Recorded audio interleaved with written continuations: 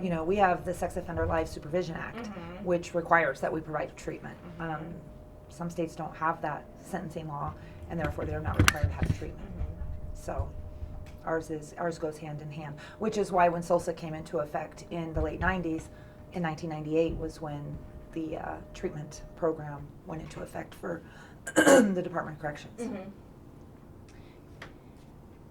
Oh, good. I was like, is the alarm going off? We're going to have to evacuate. No, we checked all that before you came. We've done that before. Oh, did we schedule this interview for the fire drill time? Yeah. So I was looking kind of at your goal information, and it was talking about, this way? It was talking about sex offenders completing treatment, I think, you know, your couple of years look in the future goals. Did only 105 complete treatment in 2013, fiscal year 2013? I don't have the data in front of me of how many completed, but as far as having offenders in some phase of treatment, understanding completion of treatment that would be like saying that somebody completes drug and alcohol, AA. They're never complete. It's ongoing. Even when they release to the streets, they go to maintenance treatment, transition treatment.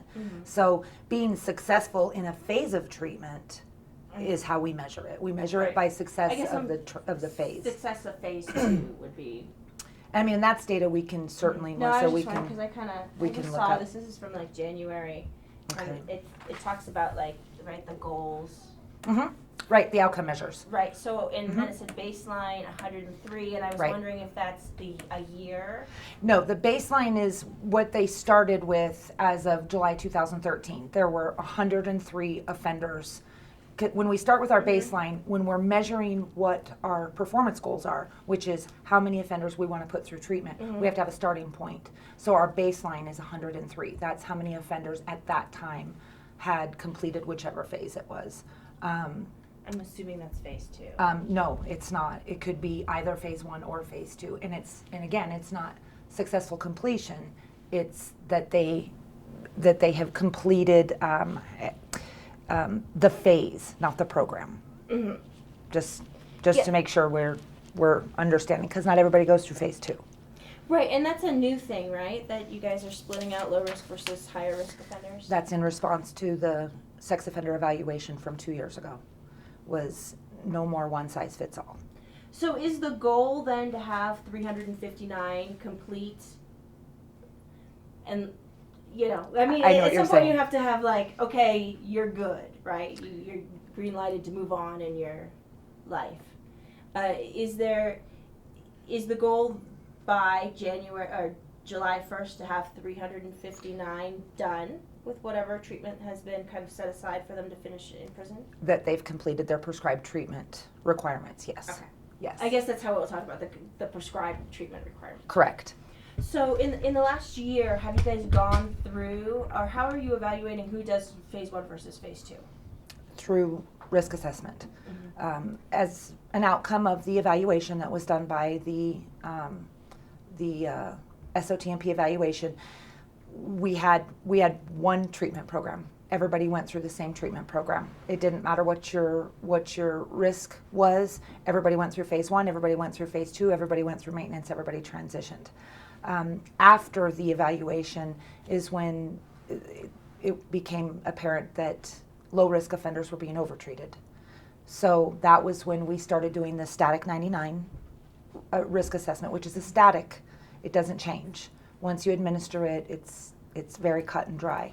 And that's how we get the baseline of who's low risk and who's high risk. There are dynamic tools that we use once they're in treatment to determine, do they stay on the low risk path, or do they need to also go through high risk, and vice versa? Do we have people that are in high risk that could actually go through the lower risk treatment, phase 1? So, as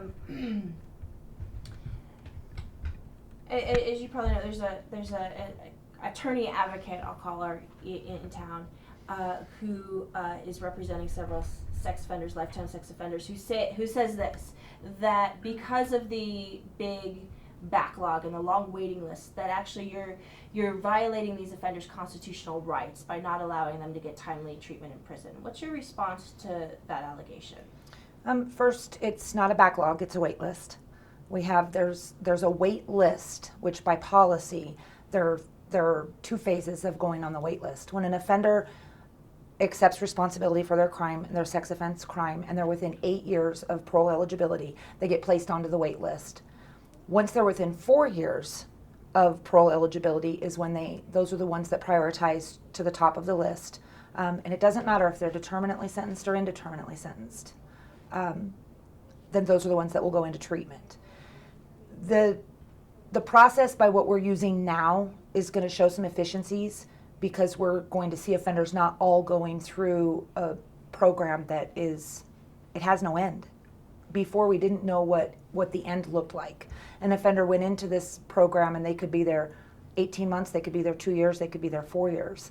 Whereas now that we have prescribed the low risk treatment as well as the high risk treatment, there are milestones that they will actually achieve as they're going through treatment, which is going to not push them through treatment, but it's going to allow them to meet SOMB criteria in a more reasonable fashion and not after 3, 4, 5 years of treatment.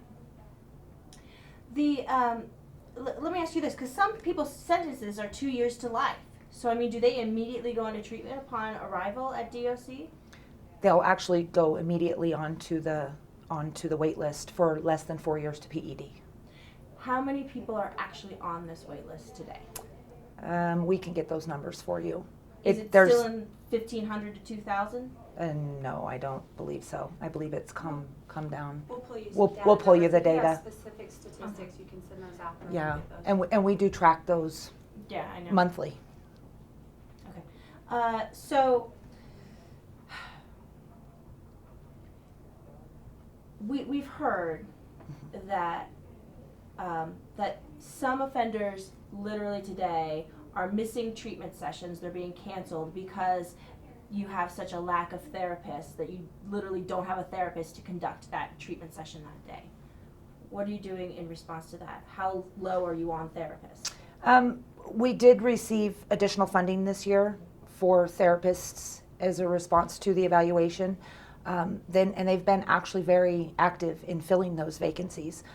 My last check several weeks ago was that there were, of the new positions, there were 6 vacancies, but that doesn't harm. If classes are being canceled, first of all, I'm not aware of it, but it doesn't negate the fact that there are other clinicians that can still hold sex offender classes. We haven't seen a lapse in the successful completion of programming for sex offenders based on not having clinicians there in a class because of a class was canceled, I guess is what I'm saying. There's a difference between having a class canceled and having vacancies.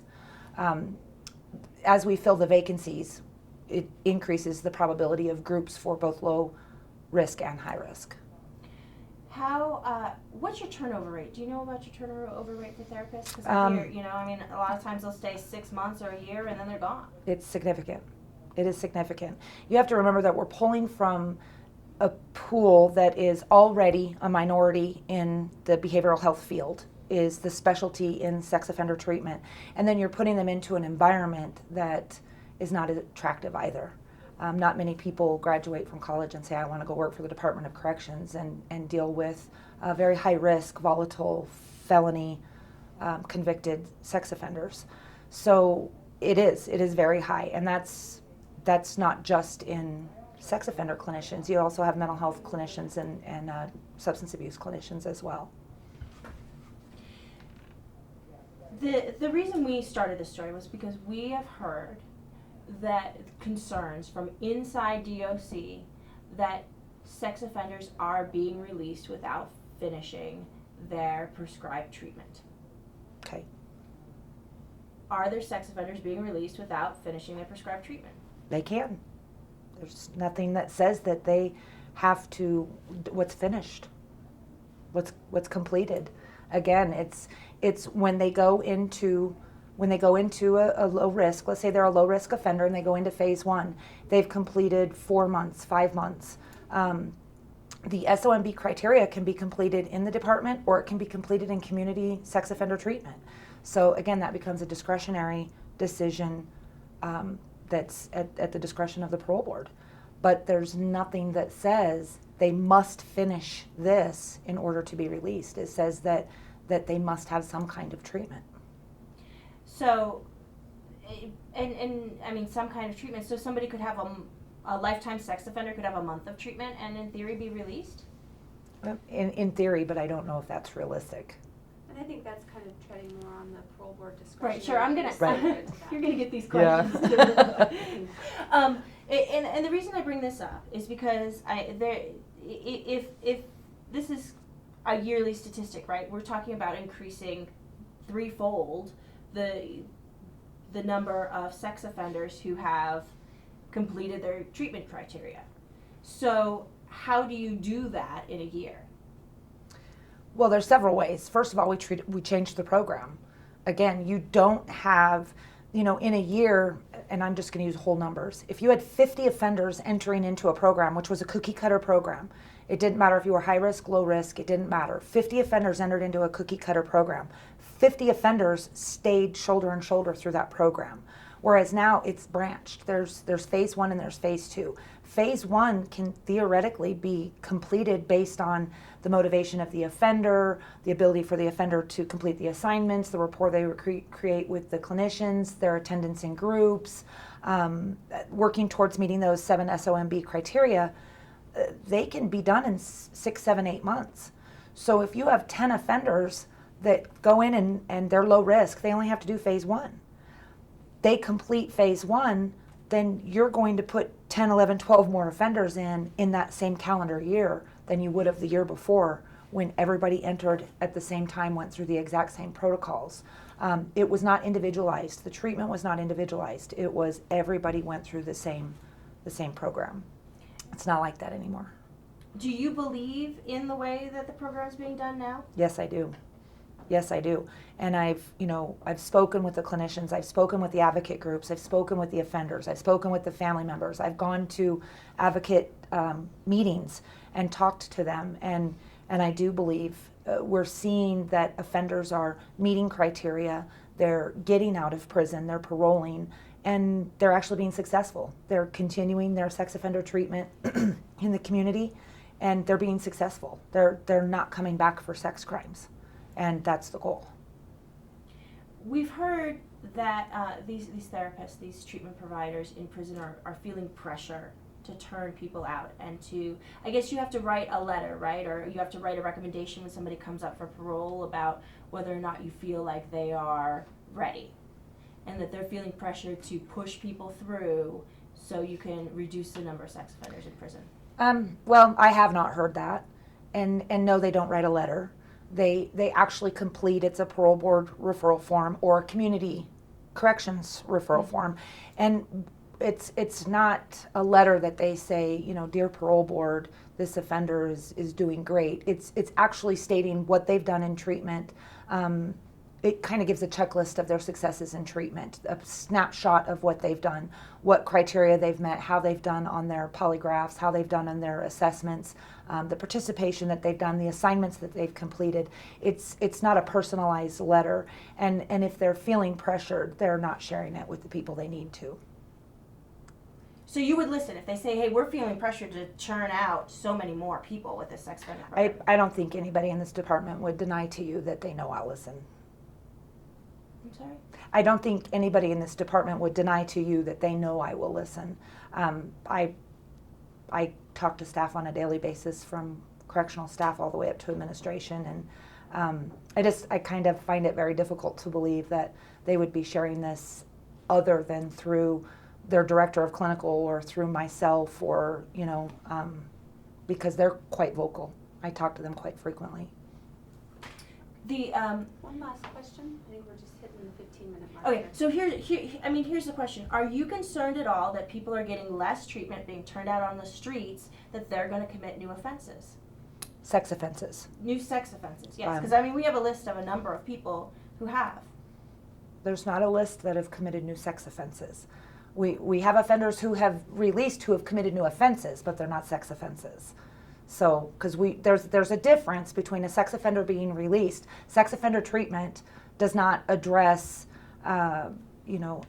another criminal activity behavior. It is designed to prevent them from creating new sex offenses. So we're not seeing a great number of sex offenders who have gone out coming back with new sex offenses. We have seen sex offenders go out who have created new criminal offenses, but they're not sex offense related.